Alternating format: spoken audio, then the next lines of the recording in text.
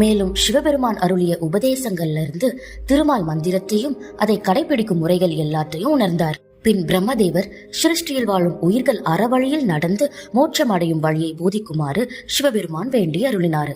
பிரம்மா உயிர்களை படைக்க தொடங்கினாரு. அந்த உயிர்களுக்கு உயிர் வாழ தேவையான உயிர் வாயுவை திருமால் வழங்கினாரு. மேலும் வாழ்வதற்கு இடத்தையும் அண்டம் மற்றும் நிலப்பரப்புகளை திருமால் படைச்சாரு. படைப்பு தொழிலுக்கு உதவியாக இருக்கும் வகையில பிரம்மதேவர் பிரஜாதிபதிகளை படைத்தாரு. பின் சப்த ரிஷிகள், உயிரினங்கள், மானிடர்கள், ரிஷிகள், பின் தேவர்களும் அசுரர்களும் படைக்கப்பட்டனர். பிரம்மதேவர் மொத்தம் 10 பிரஜாதிபதிகளை படைச்சாரு.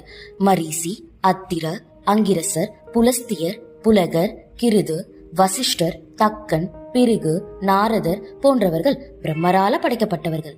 இதுல தக்ஷ பிரஜாதிபதி மற்றும் அவருடைய இஷ்ட மகளான தாக்ஷாயினி அவருக்கும் சிவபெருமானுக்கும் இருக்கிற சம்பந்தம் என்ன?